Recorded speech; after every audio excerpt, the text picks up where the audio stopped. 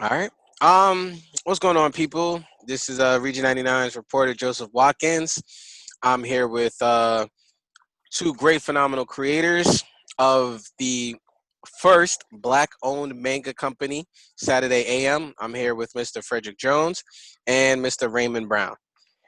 Um, as we celebrate COVID, we're still keeping it strong, doing interviews and doing what we got to do, even though COVID is nothing to be celebrated about, but business still is business. Mhm. Um, so Frederick and Raymond, if you can, just tell us a little bit about yourselves. Go ahead, Fred. Yeah, I mean, well, I'll just say, first of all, I'll say that, my name is Frederick. I'm founder and publisher of Saturday AM. Had a long career in the video game industry, and then you started this company which is the parent company called My Entertainment, with the focus of just creating more diverse content in the manga sphere, because I saw the incredible growth that it was having. And as a person of color, as a proud person of color, I felt very strongly that if we did not, or if people did not try to start raising the issue of diversity in anime manga, just like in the tech sector, we would find ourselves looking at a medium that's exploded and is very influential and is doing all sorts of amazing things that we are being locked out of. And I just refuse to see that happen. I've seen it in tech. Refuse to see that happen as relates to anime manga. And I love the anime manga industry, but I just felt very strongly that someone needed to do something about it. So the good thing is that we got had a great, amazing group of creators we were able to start with, and the very first and easily in my opinion, one of the most important members of the group when we started the company is Raymond Brown, who you're going to be speaking with today as well.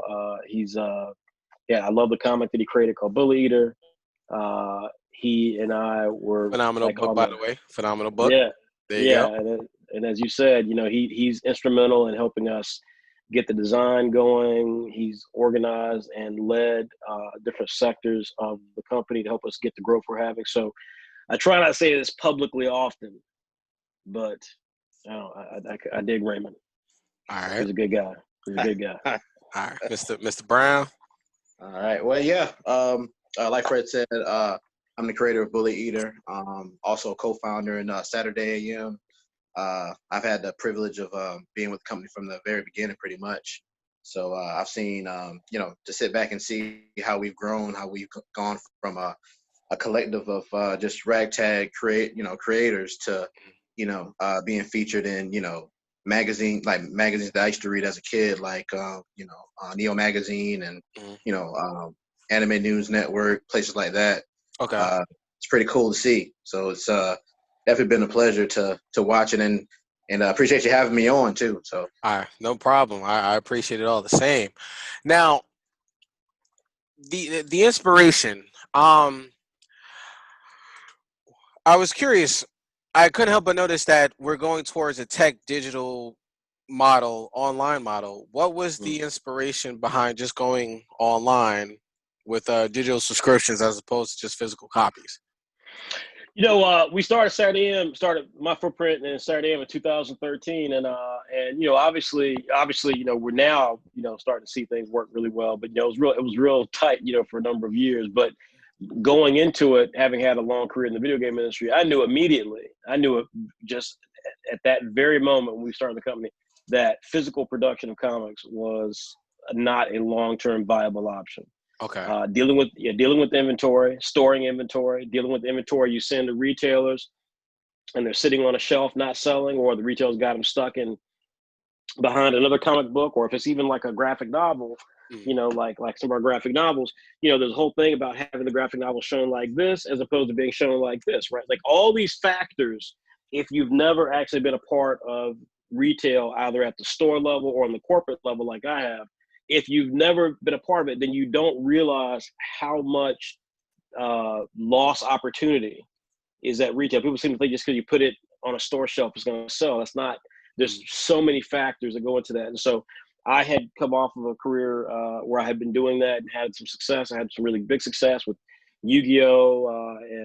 And video game controllers and video game titles, and trading cards and comic books and all that stuff. And and I just knew that that was not going to be an option for me with the company I was starting out of my own pocket. So digital was emerging. And what a lot of people don't know is that at that time, though, in 2013, I'm going to tell you something, there was no simple process. There was no simple process. We had to Frankenstein. We use this service here, use that service there, use this service here, just to create a model that could actually be effective enough to be, you know, something where a consumer could feel confident in subscribing to our material. But we went digital just because the inventory, dealing with the inventory is very, very, very tough. Ray, if you have anything? Yeah. Yeah, we gave it a nickname. I don't know if you remember, Fred, but we used to kind of deem it as the Wild Wild West of web comics, where pretty much anything went. And like Fred said, things that services today that are just kind of oh yeah, look, that service has always been around. Just didn't exist back then, back in 2013 when we got started. Like just something as simple as a digital subscription service was like it was tough to find. Now you can find it anywhere. They come a dime a dozen, but back then, it was really difficult to, find one thing. Well, you couldn't find one thing that did it all. You had to, like Fred said, do Frankenstein and just a Frankenstein type scenario where you just picked up different services and just mashed them together to make it work. So in the process of creating my footprint, I want to make sure I say it correctly. My Footprint Entertainment. Yeah.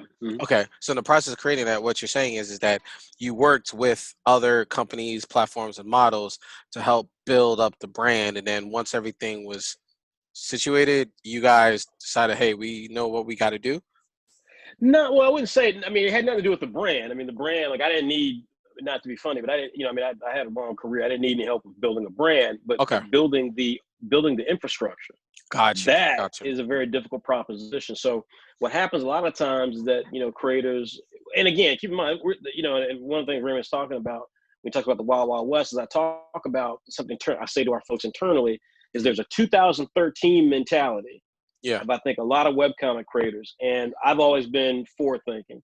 And so one of the reasons when you see Saturday AM and kind of where we've gone, I mean, which we're going to talk about, which I'm glad we're doing the interview today, because we just found out the other day we just won an award for best geek gift of 2020 from Pop Insider. Oh, these are the folks. Yeah, man. Wait. So Region 99 has exclusive on that one? Well, I mean, it was revealed. We got notified right before it came out. I was gonna say, yeah, you'll be the first to talk about it, baby. Yeah. Got you. So I can now say the award-winning Saturday AM. Absolutely. I mean, and here's the thing, right? So again, from a brand perspective, we've always been forward thinking as to what we're trying to do, but ultimately for us, what I see so many young people just not know or not really understand, and the world has changed since then, is that back then there was no real way to coordinate all the payments, right? Like, I think at the time, like, we were the first ones to use a service that now is relatively well known, but we were one of the first ones to hop on a service called Gumroad for comic books. Yes, and I've heard of the company. Yeah, so they've grown up and so forth. A lot of our folks who try to compete with us, they've hopped on Gumroad, but Squarespace, which is who we use for our website host providing duties, they didn't have an e-commerce model. Shopify was around, but not quite where it is today. To put it in perspective, DeviantArt and SmackGs and stuff like that, those were like the go-to website and or artist profile pages. Today, that's Instagram and Webtoon. So like a lot's changed in those years, but that mentality of 2013 where it was just enough to create a comic book and put it up on the web and people will love you, that's not the world we live in today. So branding is a whole different aspect. When it comes to just being able to put together the infrastructure in those early days, we had a lot of pieces that we had to use to create. Like, they didn't know what we were doing. We were just taking this from this person, that from that person. Kind of build as you grow type model. Exactly. And that's caused problems. To be fair with you, that's caused some problems down the road. We're redoing our website right now because we Frankenstein so much stuff. But that was how we had to do it initially. All right. Ray? Yeah, I mean, it's funny because, you think nowadays, subscription to, the various platforms like Webtoons or any other sites like that, that obviously you get stuff for free, but that they're going to have a monthly subscription model available for you.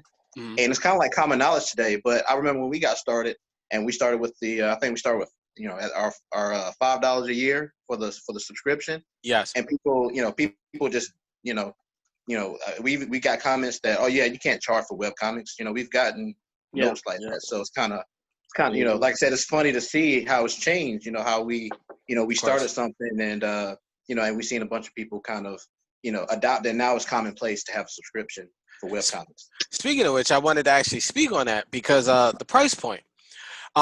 Saturday AM has a price point that's really reasonable, and because I loved Bully Eater, once again, shout out to you, Raymond, because I love this. I'm sorry, I love it. But because I was so caught up in the storyline, which you'll be able to explain later, I was like, you know what, let me sign up, and it was the monthly membership. If you could tell us a little bit more about the pricing and what was the mentality behind that. Yeah, go ahead, Fred. Oh, well, I was gonna let you go. Look, I just want to be very clear. I want all Region 99 listeners to know right now that I can't see it. You all may not be able to see it. I don't know if it's on the video here, but I know Raymond Brown enough to know that right now he's not on the floor. He's not sitting down. He's literally floating in the sky. That's the power of the energy of love that he's getting right now. Well, I didn't want to break it to you, but Joseph, it's time to break the news to Fred that this whole thing's a setup. We knew each other the whole time. Yeah, why is that? I'll send you a check in the mail. I'll send you a check in the mail. Got you. I told him. I said, Raymond, this brother, he's got a similar last name to yours, man. I'm like, you sure you don't know this cat? Might be related. Sure might be my cousin. This cat? Might be my cousin. Who knows? Could be. Yeah, no, I really do. I really do appreciate the kind words, definitely. But go ahead, Fred. I don't want to steal your thunder. Oh, no, well, yeah. So I'm sorry. Repeat the question again. I'm sorry. The subscription model, reasonably priced, cheap, reasonably priced, cheaper than most. What was the mentality behind it? I'm a person of color. You're a person of color. Raymond's a person of color. Saturday AM is a company that has a lot of leaders who are people of color, and that's very much by design. We want the company to be reflective of the world we live in. And far too often when it comes to anime, manga, tech, that's not the case. It tends to be run by people who are not of color, but who have also benefited from systems that have been in place to empower and incentivize, frankly, white heterosexual men. And so we wanted to challenge that. I wanted to challenge that from the get-go, and I've made sure that we've got diversity from top to bottom throughout the company, from folks in our volunteer positions and so forth, the folks who've been with us for years and are doing leading whole projects. All of them are strong men and women of various backgrounds. And so when you have that mentality, when you have that mission, the first thing that you have to understand is that pricing your content to where only a handful of people can enjoy it is destined to create the sort of environment that you claim to be against. So I always reject the idea when people try to tell me that, you have to, that you have to create premium product, but then you have to price it in a way that makes it just antithetical to the people who you really want to try to reach and inspire and give love to. That's not to say that young people, especially young people today, need to learn about honoring and respecting creative content, because we also understand that so many young people today, and when we started the company in 2013, when it comes to content, whether it's music, movies, comic books, they get it for free. They steal it, or through scanlation websites, or through like back ends on your Amazon Fire Stick and so forth. And so they're used to they don't view content as something that you actually pay for. Yeah. And so we try to set a reasonable price, to your point, and we've always maintained that. We've never tried to ask for exorbitant rates. We've seen a company recently. You remember that company, Raymond, that Jay knew? He knew the guy that worked at that one company. And they were like charging like $10. You like, I don't know any of these artists a month. I don't know any of these artists. I don't care about these comics. I've never heard of this company. I didn't even read an article about these. Like, I didn't even read any press about these guys. And they charging 10 bones a month to check out the app. You couldn't even download the app and Without do paying. anything because I mean you could download the app, but like you literally could not even get into the app, Yeah. like it's Yeah, Adobe or makes something. sense. Yeah. Yeah, you know, so yeah, so it's insane. So like we've just always been, you know, we really got to pay. We got to pay something. And there's some folks who are like, man, $4 a month, which is the cost of our app. You can use the app for free, for example. You can get Yeah. content in the app for free. But if you want to unlock everything in the app, you just pay $3.99 a month. So We've gotten some folks who complain about that, but you know, we got to teach this young generation that content is worth paying for, but not to be bankrupted for. so if you're good at something, you can't do it for free for a long time. Right, correct. And to be clear, you're saying that the app is $3.99 a month. Again, the app is free, and you can use The the app is app free. every single month. You can use the app every single month and get brand new content for free. Every new issue of Saturday AM, which is our Young Boys magazine, Saturday PM, which is our Older Men magazine, and Saturday Brunch, which is our Older Female magazine. Every single new issue of that is free in the app. Now, the magazines are available in other web stores like Gumroad, but Okay. only in our app can you access that content for free every single month. But Okay. now when it comes to the older material, if you want to get the older material, you got to pay $3.99 a month. Or if you want to buy specific collections like Bully Eater, Yeah. you got to pay, you know, like a small fee for that. Bam. All right. So Exactly. you mentioned that there were different versions. So you have Saturday AM, Saturday PM, Saturday Brunch. Can you explain a little bit more about the different shonen? I want to say shonen jumps, but I'm probably saying it in the wrong term. The various issues that you have under Saturday AM. Yeah, well, I mean, you know, so again, the parent company is My Footprint. We have some brands underneath it. We have Saturday AM, like I said, Okay. which is kind of our shonen manga magazine. It's akin to Shonen Jump. So if you love like Naruto, Dragon Ball, then you'll love Saturday AM. Okay. It's got really cool series in it, like Apple Black, which is huge, Clock Striker, which is behind me, it's really big. Shonen manga's first black female lead character, Bully Eater, which Raymond's got, which is one of the first series we had in Saturday. Like Saturday AM would be very limited without having gotten Raymond initially, because Raymond was like the gateway to get so many other folks in. Gotcha. So that's Saturday AM. Saturday PM is older. So if you think of like content like Gantz or Kingdom, or I'm trying to think of like some seinen cartoons, Tokyo Ghoul, like, you know, stuff that's, you know, might be action oriented, but it has more mature themes. Okay. Yeah, it has more mature themes, right? Like the characters are a little older. They might have more mature situations going on. They're not necessarily saving the world all the time. Just destroying the bad guys in it. Yeah, exactly. And so that's Saturday, you know, Saturday PM for us. We have a title called Codename Villain, which is huge, from two guys out of Saudi Arabia. We got a cat from New York, biracial kid who's got this really badass MMA, kind of underground kickboxing manga called Underground. So that's in Saturday PM. And then Saturday Brunch, we just launched that. And that's a Josei manga magazine, which means it speaks more towards women and LGBTQ. Okay. And that one, we have these we have a couple of really killer series in it. We have one from one of our artists from Hungary. It's about a volleyball team, kind of like Haiku.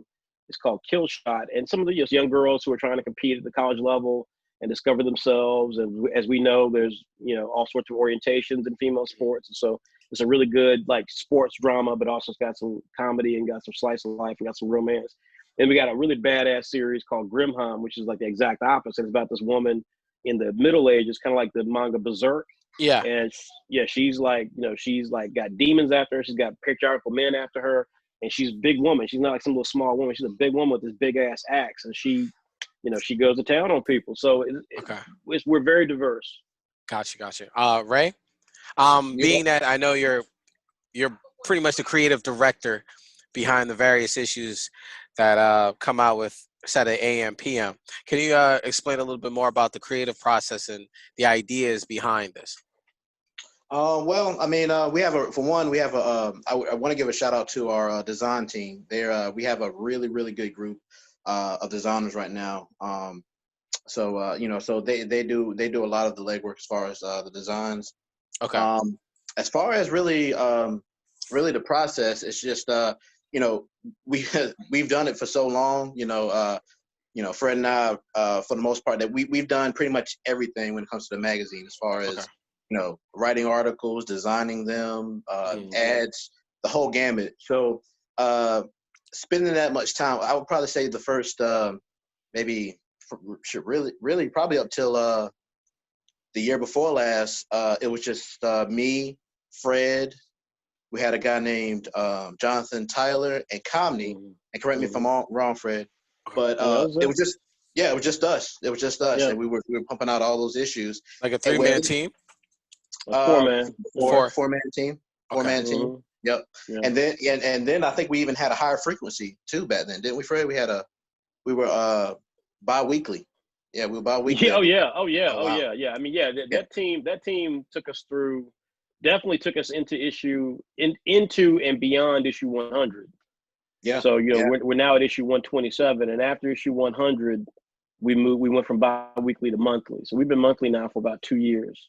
Really? We're about to enter our third year. Yeah, we're about to enter our third year for Saturday AM. The other magazines come out different frequencies, but to Raymond's point, we had a just a 4-man team for a couple of years, and even before that, it was a 3-man team. It was just me and Raymond and like the third person. It could be forget her name. In and out. Yeah, like it was Raphael. Raphael. Yeah, and who was the young girl's name? I forget her name. Elise. Elise, okay. That's it. Yeah, Elise. Elise was good. Yeah. He was really. Big shout out. Now, Saturday AM boasts as being the world's black owned, and it's a very diverse manga company. Yeah. Now, having diversity into the fold of your company, could you describe a little bit about the culture behind your success? I'll say, yeah. I mean, listen, I think so. One of the things I always push back on from a lot of our fans, like I did a live chat. We have live chats every Wednesday night on our Instagram channel, and occasionally, they do really well. And on occasion, recently, we get some disruptive, figures in there who come in. They try to talk about negative way diversity and blackness and so forth. And the thing they always try to go through, it reminds me so much of like Trump and the Republican stuff. But the thing they always try to fall into is this idea that if you're talking about diversity, then it has to only be black, right? Like your agenda is only black folk. Like you could not possibly care about the poor white kid or the Asian person or the Indian person. Like you don't care about that stuff. You just here for a black agenda. And it always strikes me as crazy because that's typically the people who say that comment, right? They have that agenda, right? Like their agenda is like an all white agenda, right? And so they're trying to prescribe to you what they do. So for us, our culture, and Raymond knows this well, Raymond knows this very well, but our culture has always been about supporting the community that we have internally.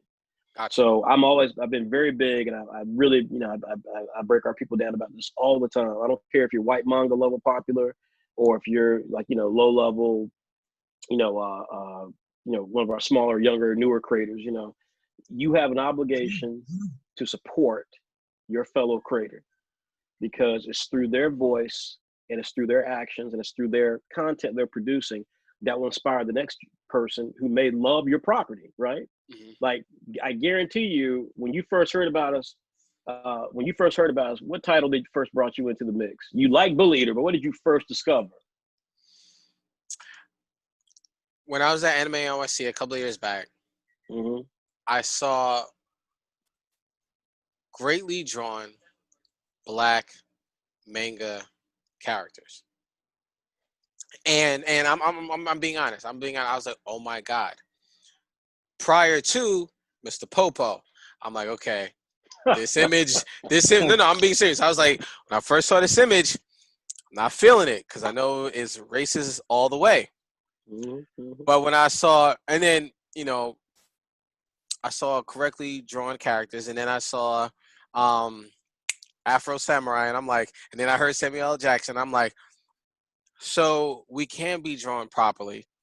We can have better representation. We can be the protagonist as opposed to being the sidekick or the helper or the butler in some way, right? To help the blonde-haired, blue-eyed character. Yeah. Yeah. And I think I'm very grateful to see that I saw black creators creating manga. Yeah. And I was like, you know what? This is the step in the right direction. I need to be on this.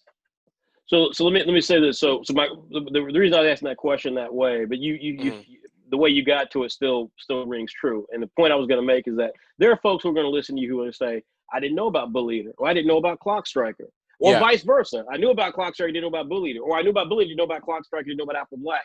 My point is that the community that we're building and the fact that we demand of our community respect for the community means that we have creators who understand that their opportunities are greatly enhanced when they celebrate the diversity that we have internally. So if you're a creator so to your point, that's why I was saying you kind of got to it in a different way. Because like if you come to the thing and you're like, you might not have known any of the properties that we do, but you see black faces and you're like, oh, wait, they look like me.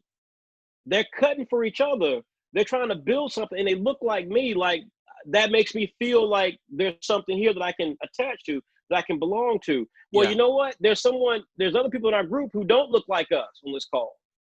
But because you showed love to what we're doing, that creator who might not look like us, they may be able to benefit because they may have a property that speaks to you that you're like, oh man, you know what? It's not black, but man, that spoon or that apple black or whatever, or that Saigami or that a boneyard or whatever it might be, man, that thing speaks to me, man. I'm loving that. Even though the character doesn't look like me, I'm feeling that. And so that to me you feel is a connection to the so character. Crucial. Yeah, so it's like so our community rises and falls based on the strength of our community. So the culture that we've built in Saturday AM is all about having our creators really buy into the notion that you're here for each other.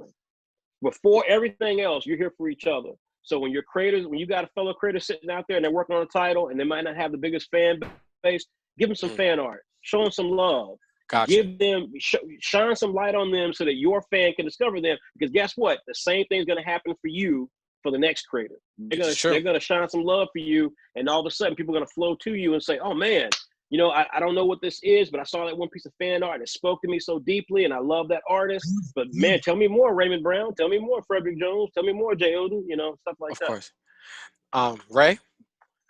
Yeah, I mean, just to add to that, kind of going back for a second, gosh, sorry, I'm getting blown up on my text. Sorry. No, you're good, Raymond was on call.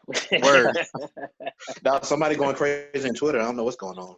But anyway, but going back for a second to the Wild Wild West, you know, just coming from a creator standpoint, you know, back in the 2013 era, you know, it was, you know, you can make a web comic and just do it, you know, just do whatever you want to do. Yeah. One of the things I can say with Saturday AM, as far as you know, being with so long, as far as being a creator, was just the, you know, as an independent creator, just kind of in the Wild Wild West, you don't really have anyone to challenge the work that you do, you know. And so what ends up happening is that, you know, you just kind of, you know, if you go on these sites, some of these webcomic sites, you know, all these comics are pretty much a dime a dozen. They're all the same. They all are pretty much derivative or just some type of clone of something that already exists. Whereas going back to our culture, you know, it not only does it show in our, you know, in the creators and where we're from and stuff like that, but it also bleeds into our work as well too, because, you know, going back to Fred's point, you know, we have respect for each and every one of our properties. We don't have every single property in the world, every single comic in the world, but the comics we do have, we show them love. We challenge the creators to do, to make the best content they can, and and that's why I believe, if you read, you pick up any one of the series inside of Saturday AM, you'll see, it'll be hard to find something like it elsewhere. Of course. Speaking of creators, speaking of creators, the model for creators creating anime for your company, is there a way you can explain the model plan for them? Because one of the crazy things about creatives and artists is that when a creator puts their images of their work on, usually what happens is it gets stolen over like 50 million times without them even having the credit that's earned or received for them.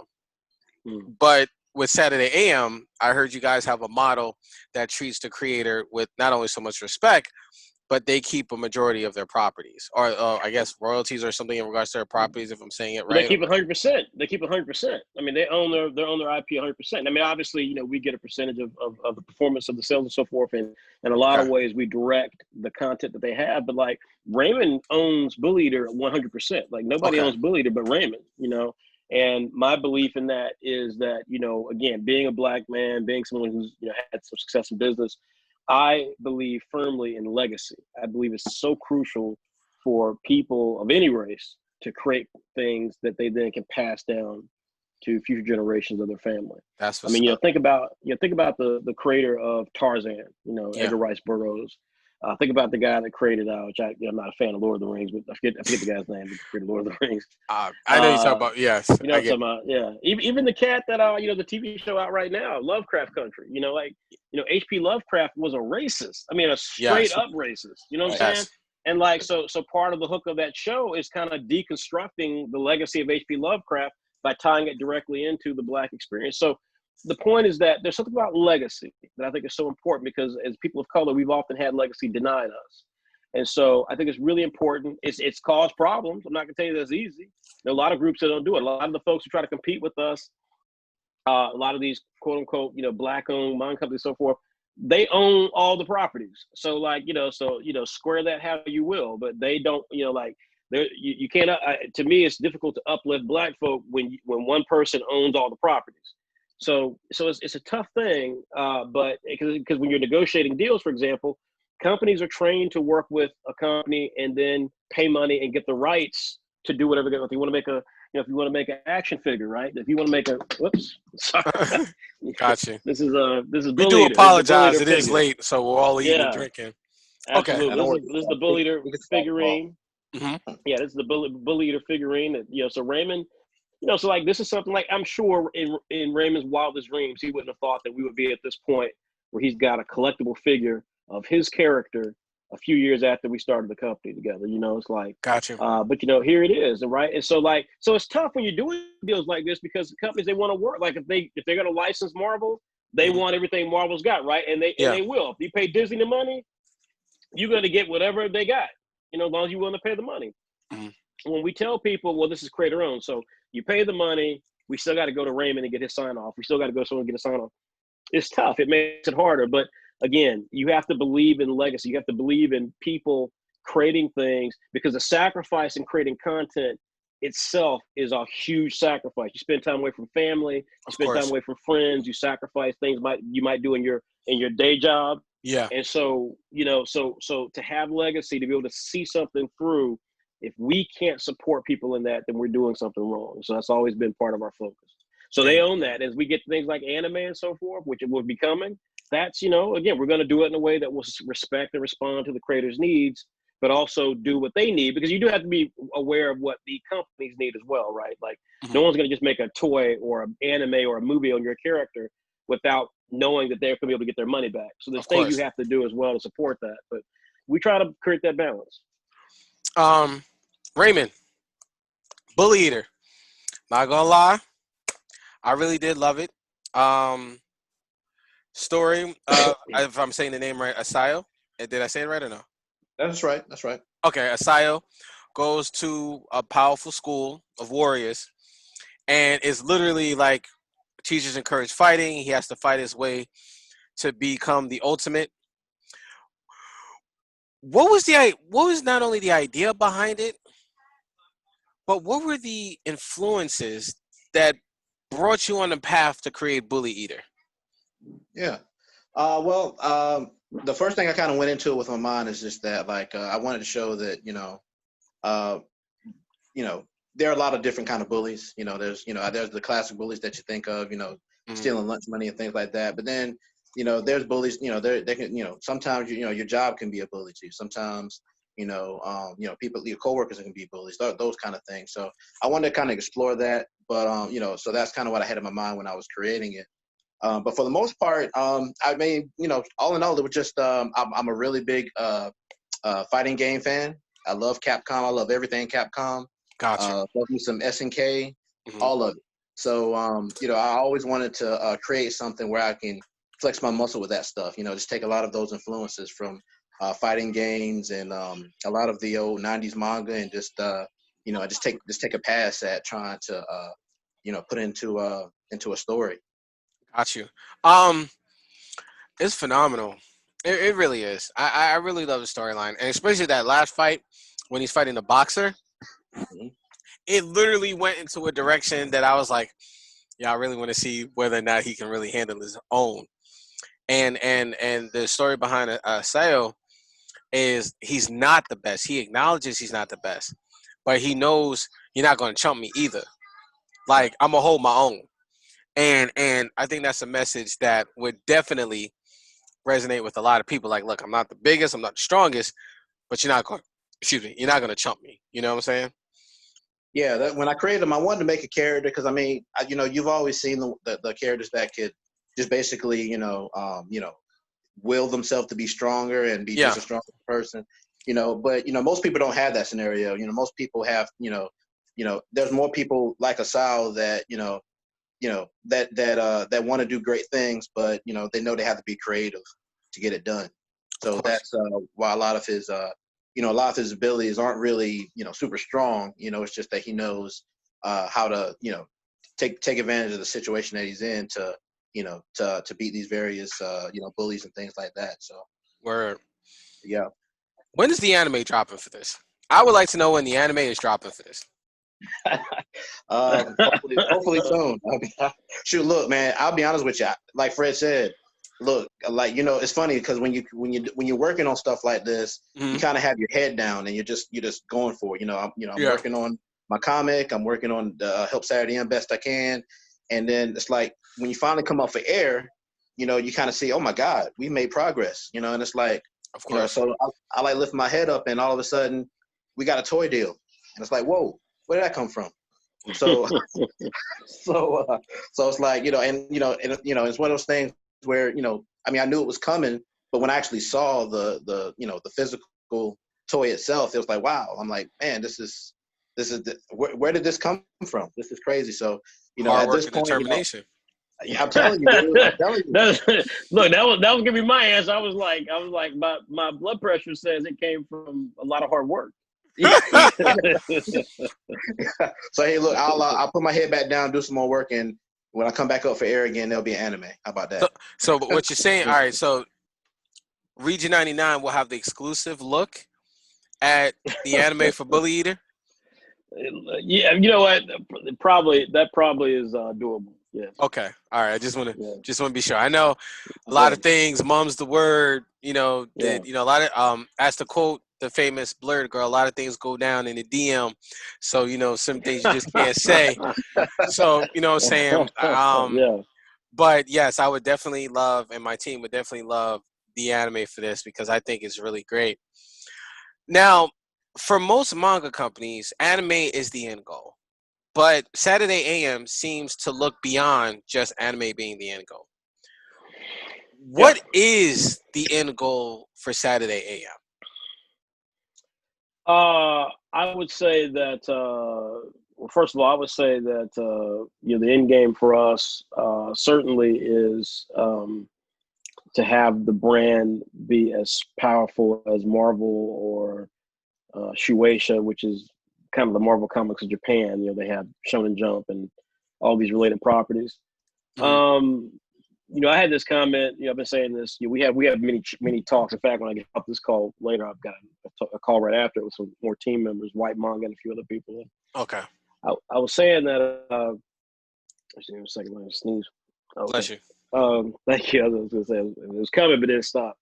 Okay. So anyway, I was saying that. I know I've said this to Raymond. I've said this to our sales guy Carlos, but I may have said it to you before, but I view my whole view of Saturday AM, at least the way my management of it is very similar to like a sports team. And I look at people that we've got in our group, and I look at them as being, members of a team. And when you start thinking about like a championship team and building a championship team and building a dynasty, right? Mhm. And you start thinking about like, okay, who's your Lionel Messi, your LeBron James? We got that guy named White Manga. He is the fact that we have him puts us on we can go into a fight with any company because we got white money. I mean, that's just the bottom line. Like Okay. his sheer existence on our roster means that we can throw down. But then it's about who else you got. It's about the squad you got. It's about how they play, what kind of plays you run, and so forth. And you know, we got folks, who are like Raymond, who are like they're not the star, but they're the linchpin, right? Like they help orchestrate so much of what happens out there on the court. Okay. And so I think with us, like when I look at to your original question, I look at trying to build a dynasty. And when you think about that in the world of comics, right? Like there's what's Marvel Comics? It's a dynasty. Why is it a dynasty? Because when they came out, they had Fantastic Four that revolutionized comic books in the 50s, in the 60s. And then right behind it, they dropped Hulk and then Thor and then the Holy Grail, Spider-Man. But then cut to 20 years later, a property they created back then that was a failure then comes out the gates. Next thing you know, X-Men is like destroying it. X-Men is like killing it in the 80s, 90s, and so on. You look at DC. DC, was killing everything. Superman, Batman, 1-2 punch, then Wonder Woman in the 30s and 40s, millions of copies of pop. Then in the 50s, they bring out the new version of Flash and Green Lantern. That kicks off the silver age of superheroes. But then in the 80s, they come in and they just completely change the comic book game forever with Watchmen, Dark Knight Rises, Batman Year One. They changed the game entirely. Then you got Sandman and Preacher and all these titles that now are starting to get picked up on things like Netflix and stuff. So you see it. And dynasties, they go from one hit to the next. What is Shueisha? Shueisha launched in the 60s. They've gone from titles like Mazinger or Mazinger Z, from which is Transworld Z here in America, to then you had Fist of the North Star, you had Dragon Ball, you had Naruto, One Piece. Now you got My Hero Academia, Promised Neverland. Dynasties produce hits. They've got stars after stars after stars. They go from one period to the next, but they always dominate. That's what our objective is. Got you. So, all right. Ray, what do you got? Oh, nothing to add to that, man. I got nothing. You're like, Raymond, what do you got on that? No, I'm just saying we all enjoying our beverages and stuff like that. And I figured, hey, Ray probably took a sip, like, I'm about to hit you with this. Like, let's do it. That's all. I concur. Got you. I'm getting ready to like Raymond. Raymond, finish that juice box and tell me what you've got. I wish I had a star right now. I'll sip on a star right now. Oh, nice. Now, prior to the creation of Saturday AM, you guys bring a lot of prior knowledge in your respective industries to Saturday AM. If you could explain to the audience, you mentioned you worked in corporate. Ray, you're the creative director, kind of. If I'm saying it correctly, you're the creative head behind the construction of the manga articles and for the digital magazine. What were you guys doing prior to Saturday AM? I'd like to just real quickly throw this to Raymond, because Raymond has one of the most prolific careers known to man. Raymond, the floor is yours.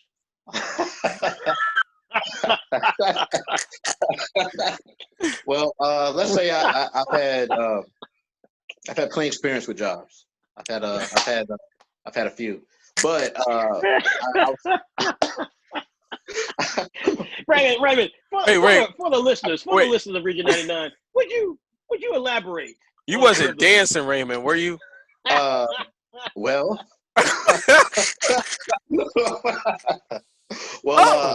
I'll put it this way. All right. I'll break it down like this. So, in my youth, I spent most of my working career was being a contractor for various promo companies. Like I worked for Hasbro. I worked for NASCAR. A lot of big brands. Nothing to the scale what Fred was doing, but I was just a contractor to do like promo work for them. To do like whether it's handing out like a new product at the mall or going to a NASCAR event and giving informationals about whatever products, things like that. So that particular career had me really doing a lot of jobs, like everything from the annoying guy that you try to walk past in Walmart just trying to get you signed up for Verizon for cable. Got you. To a dancing mascot, and Fred didn't even know about the dancing mascot. Oh wow. Fred did not. I literally, yeah, it happened. But then I got into sales. I did life insurance for a while. So that's a lot of my background was in sales. So once I got, I spent probably 7 years just doing commission only life insurance sales. So if anything I pulled from that, it was just how to just how to talk to people. How to talk to people and how to build value with certain things that you wanted to sell or or promote or whatever. And now I work at a funeral home. Okay. Yep. That's it. So I was teasing, of course. Raymond, we laugh about this all the time. But I was my favorite is when when you talk to somebody and they're a janitor, but they'll be like, they'll say, what do you do, Brian? I'm a custodial engineer. Gotcha. Yeah, we're plotting this right now. We're going to have once Saturday M gets where we want to be, we're going to have like a lifetime movie or whatever, like a reenactment. And every time I come, every scene that I'm in, I'm going to be wearing a different uniform for a different place I work at. Man, many jobs. Right. Raymond, played by a different actor each time. We gotta go from Raymond. We joke about this a lot. Raymond, he thinks he's gonna be played by Morris Chestnut. I've often said he'll be played by Keenan from Keenan Thompson. Oh wow! You know what? I would watch it. I'm not gonna lie, I would watch it. Eat a little popcorn. Man. I mean, in this world. Here's what you've been asking us all night. I will tell you that for sure when we drop Saturday AM, the life and times of Saturday AM, our behind the scenes story. When we drop that video for probably won't be Lifetime, Raymond. It'll probably be like Netflix. Netflix. I don't even know if we got Netflix in us. I think it's probably Pluto or definitely not Quibi. Definitely not going to be a Quibi. Or Quibi, right? Quibi. Not going to be a Quibi, I'll tell you that. Quibi probably the first one to be like, we'll take it. Yeah. Business. We'll take anything. Yeah, that's right. We'll release it to nobody. But pretty much. It's I think, obviously, Raymond, I was teasing Raymond with that. I think the reality of Saturday and the reason we've had success is because, as I said earlier, we have a culture that everyone respects what we're trying to do. And I think there's trust, too. I think that's something that doesn't get stated enough is there's a trust. I have a great deal of trust in Raymond. You don't. Raymond, what Raymond didn't tell you is that, he's done all these things, not per se because of Saturday AM, but because he's got 3 kids. I'm saying Raymond's a father. He's a family man, and he's got 3 great kids. And he's got a loving wife.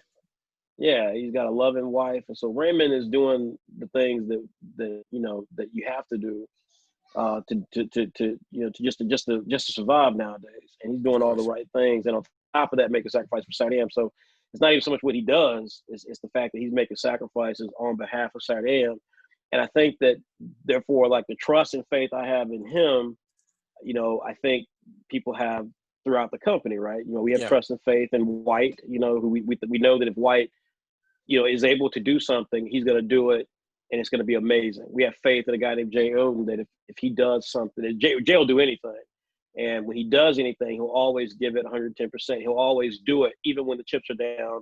Kind of like Raymond. Even when he's got other things to do, he'll do it to jump in there. So I think there's an incredible amount of faith and trust we have. And from my perspective, from my background, I'll just say, I think I said this to you last time that, Steve Jobs was always a hero of mine. And this is a great line. And one of the movies that was made about him after he passed, where he talked about, they said that there's a scene, I can't remember the scene. I can't remember how exactly I played it. I remember the line was that someone is attacking him saying, man, what do? You don't draw, you don't do, they're not draw, but you don't, you're not an engineer, you're not a programmer. Like, what do you do? And he's like, I play the orchestra. And that's kind of he does.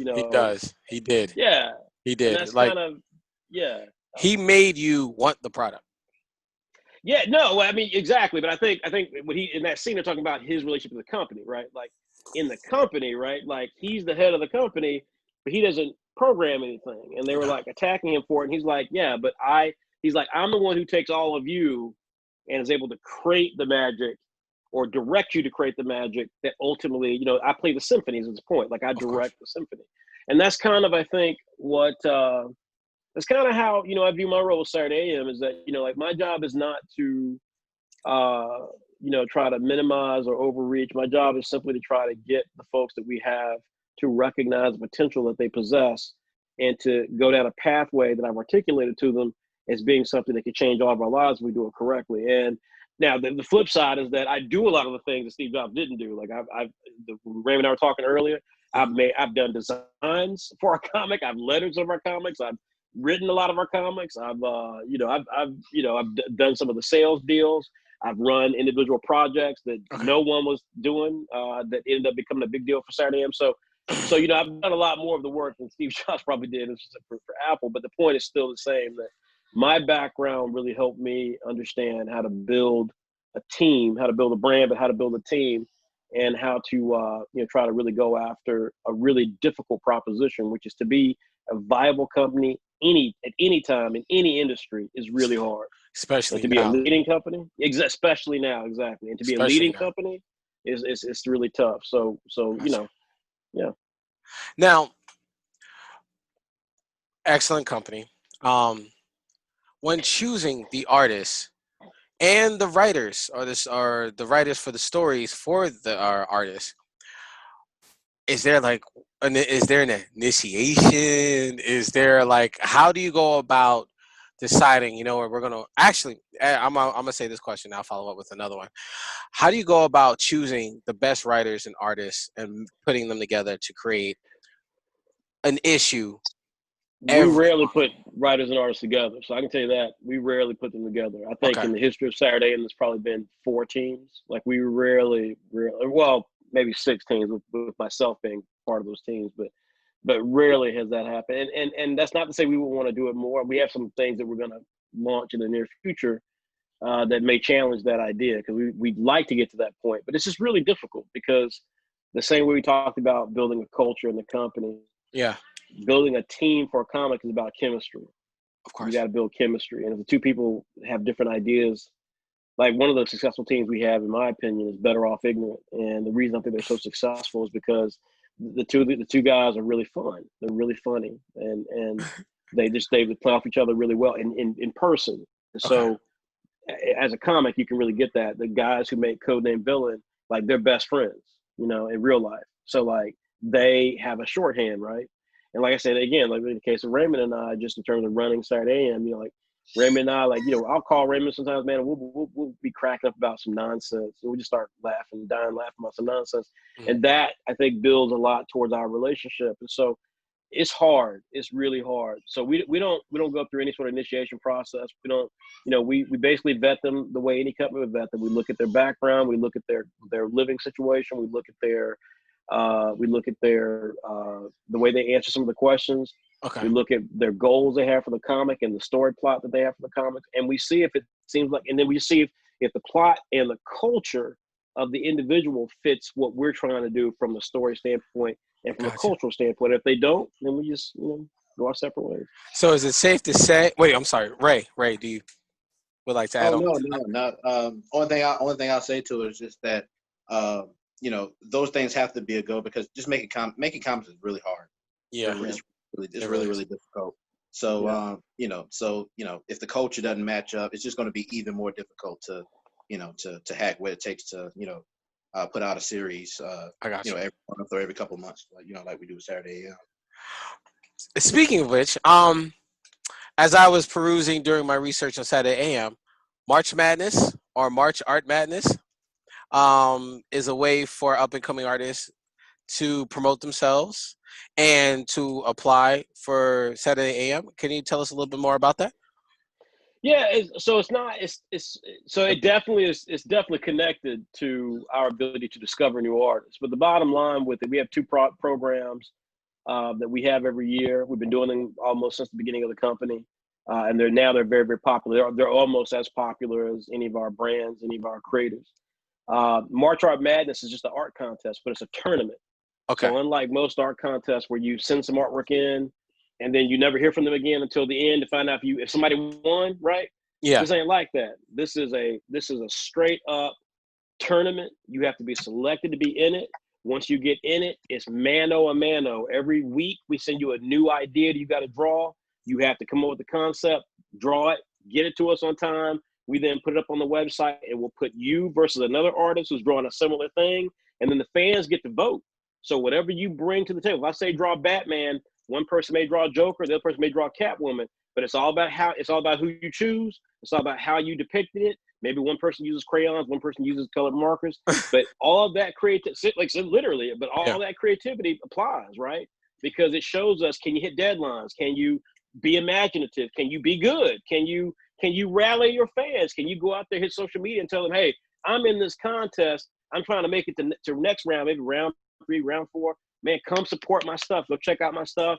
Gotcha. Give me a vote, and so it's amazing. And so we have met a lot of creators that way. The second one we do is called Summer of Manga, and that one's different because the Martial Art Madness is strictly art. Summer of Manga is short stories. So that tells us right there, can someone pitch us a really cool comic idea? If we like it, we vet them. Like I said before, they have to talk to our editors, they have to talk to our staff. If we like it, then we go forward with it. We provide them marketing assistance. We provide them editorial assistance. And whereas Martial Art Madness, if you win like iPads and money and prizes and art supplies. Summer of Manga, we're going to publish you. And then all sorts of things can come from that. Like we got some creators this year who we published this summer who are now about to be part of the deal we got with T-Fury to make T-shirts based on their characters. Okay. They might have future toys and so forth. They're getting ready to break the big time. So that's the situation. But both of them are cued into the notion of we just want people to have more ways to present their content to the world and to be validated for the hard work they did. All right. Right? No, I don't have anything to add to that. All right. Maybe the only thing that would make that better if we heard like a on that juice box one. So so you guys are internationally recognized, locally accepted. And how many countries has Saturday AM have a presence of awesomeness?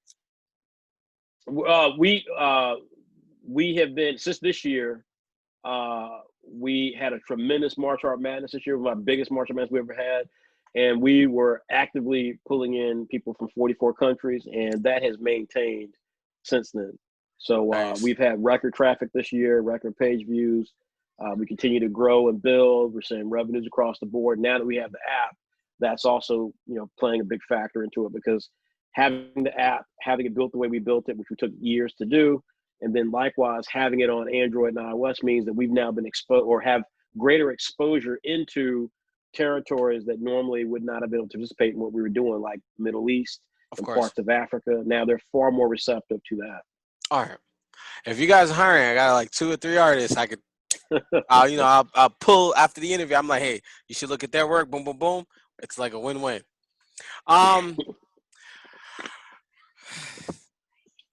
You mentioned the future is the dynasty and a legacy. And definitely creating a legacy for your artists. And I think that's very phenomenal. What if, and sometimes it's going that direction, live action movies, live action. Let's say Bully Eater becomes a live action movie. Yeah. Who would you want to play as the main hero? Ray, this one's for you.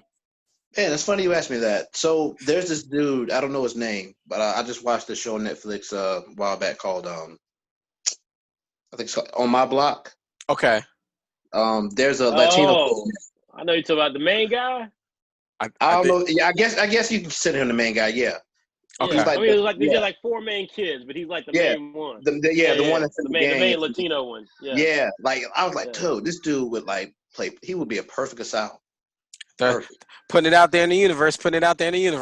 That's why I had to say what I had to say, because I need put it out in the universe. You'll be surprised what happens. So I'll say that. So I've often thought about this myself, and so a couple of things. That kid is not Asian, but he does have a really interesting look to him. I like this guy who was in. I think this guy. Ever since the movie came out, I never saw the movie. I remember seeing press that they did. And I remember seeing this cat, and I thought, now this dude fits what I think of as a Sal. And it's Remember, you ever see the new Power Rangers movie? Okay. Yeah. Yep. The Asian dude. Gotcha. Yep. I'm trying to place his face. I mean, He's a trying to, handsome guy. He's a handsome guy. He's Asian. He's I know tall. Yeah. he's one of those guys that like that's so handsome. I can't remember what he looks like. He just looked like every other handsome. Well, he just struck me because he was like, that's the thing about, all of our communities is that, again, when you don't care about representation and when you don't push it enough, then, it always ends up being like, we rarely think of Asian celebrities because they rarely get chances. And especially younger ones, right? Like, like older ones maybe, right? But younger ones, like, rarely. And so that's what struck me with this cat was he seemed like a young guy. He was Asian. He wasn't like, something else. He was Asian. And he just had like he had a very movie star sort of feel to him. And I thought, man, like that dude right there, man, like I can see him anchor something. I think he's up for something. I think he's up for some movie. I remember reading recently he was up for something, but yeah, he really stood out to me. I thought I was like, man, if I could see him playing this out. Got you. As we're wrapping up, any all right, for up and coming artists of different diversities, what advice would you give them in regards to pursuing their craft of drawing manga or even, pursuing drawing anime? Go first, Raymond. Yeah. I mean, outside of the normal stuff, just stay at it, practice, draw every day you can. I would just say, just study, study. If you want to become a manga artist, find your favorite mangaka, find your favorite comic book artist, and just don't, you don't have to trace their work. You don't have to copy what they're doing, but just look at what they do. Just look deeper than just reading it for entertainment. Like I like to read whenever I read a manga or something like that I'm into. I'll read it the first time for entertainment, but then I'll read it to get a second time to study it. Like I'll go back and read Naruto or like Hunter x Hunter and try to pick out the things that they did from a storytelling standpoint, the way they handled their characters and all these things, and just pay attention to how you do that stuff and try to apply it to your work and just go for it because so many people get they try to make the manga the best manga the perfect manga when they first go, and that's never the case. You just have to make it, and the more you do it, the better you'll get at it. Gotcha. Frederick? Yeah, I agree with that. I think the thing I always try to teach the creators, to me, again, building a brand, I think is very specific, and I think there's several things I say about this in our live chats all the time, but I think the three things I always try to tell people is number one is that this is entertainment, and so you want to be an artist, you want to really speak to your soul and so forth. Go pee in a jar and say this is this is I call this a waterfall, some mess like that, because that's what that is, right? That's like hyper subjective, and you get to live like an artist and so forth, be controversial. But in entertainment, where the money is, it's just different. It's like you got to be entertaining. Yeah. So which means you have to care about the fans. It's about the fans. It's not about that you were a fan of this when you were a kid and now you get to do it. It's about, are you actually a capable storyteller that and this for me is really important for the creators is if I took you off of a series and put you on another, if somebody came to us tomorrow, if Mattel came to us tomorrow and said, Saturday AM, we're going to give you $1 million. We want a Barbie comic book. How many of my artists can I take off the comic that they think that they're so in love with and put them on Barbie for $1 million or like whatever cut they would get $1 million? How many of them would do it? How many of them could do it? And so to me, like you got to want to be the best. You've got to want to be a storyteller of substance. And the only way you get that is number one, be good, tell great stories. Don't entertain yourself. You should love what you do, but be in for the challenge. The challenge is entertaining people. Beyond that, I think that I think beyond that, it just comes down to again, good storytelling. Always study good storytelling. Always be looking at what represents good stories. And I think, because again, I think what separates a lot of creators, Saturday AM from other companies, and then other companies from Saturday AM at times, is you have to study the craft. If you view it as a fanboy or a fangirl, then that's what you're going to produce, just fanboy, fangirl content. You might just have a better position because Saturday AM's sitting next to you, but you still just doing fanboy, fangirl stuff. And it's eventually the fans will figure that out. But if you really want to, be someone of substance, you really want to have a property that can go the test of time, then study these other companies. Look at what they do. Figure out, how they put that character through hell. How did they earn it? How did they build it? What did the character go through? How did they establish the dynamics of the character in the first place? Yeah. And you also have to be smart enough too to understand that what works for one company won't work for other companies. Manga, for example, in Japan comes out every week. They got a staff of 8 people. If you don't have that, then you can't say, well, I'm going to spend 3 years doing this with my character. You don't have that luxury. Of course. You know what I mean? So tell your story now, make the sacrifices now to do little things to set up your character, set up this interaction, and then read the room. We're in a moment where diversity matters. Read the room. Don't be stuck trying to just do what your fanboy's inner self wants to do. Read the room, read the moment. If you don't understand how important diversity is right now, then you're lost. Of course. One of the things now that as we're moving forward, especially with everything that's going on in our climates, our ecosystems, togetherness is quite possibly the most necessary thing that needs to happen, especially when it comes to understanding people's views, cultures, and everything. I saw a comment today from Joe Biden's team, and again, I don't, people can, if you vote for Trump, that's crazy, but we're at a moment where he had a great line. He said, we're in a battle for the soul of the country and of the planet. And I think when you have that understanding, then yes, it elevates what you just said. Yeah. We're in this together. You know what I'm saying? There is no Republican, Democrat. There's no red, blue. There's no white, black when the planet's on fire. Yeah. There is no, you know what I mean? Like, it doesn't matter what you believe in. When the planet's on fire, you need to worry about that planet being on fire. And our planet is literally on fire. Because fire does not discriminate. Fire does not discriminate at all. We are in late October, and it's in 80s. Yeah. If people don't wake up, I don't know what's going on. People Next thing you know, December's going to be 90 degrees, and January's going to be 105. Most certainly. So again, it's as you said, we're in this together, and I think what Saturday AM represents so well is that we all have different perspectives, we have different backgrounds, different views, but Saturday AM at the core, we all believe in what we're trying to do collectively, and that is the most important thing that people need to focus on at this moment. Frederick, Raymond, I'd like to thank you for the great gems that you dropped today. For those, please make sure take a look at Bully Eater. You can find us on any book outlet. You can definitely find it on SaturdayAM.com, if I'm saying it right. Am I saying it right? Yep. Okay. Saturday-am.com. Very good. Saturday-am.com. Listen, definitely recommend subscribing. Cheap. Let me not say cheap, reasonable price point, almost as up there as not a gallon of gas, but almost as up there as a gallon of milk, if I did it. Raymond Brown, Frederick, thank you very much for your words of wisdom, and I'm looking forward to seeing the great new content that you'll be dropping. Thank you. Thank you very much. Appreciate it. Thanks. No problem. Thank you. All right.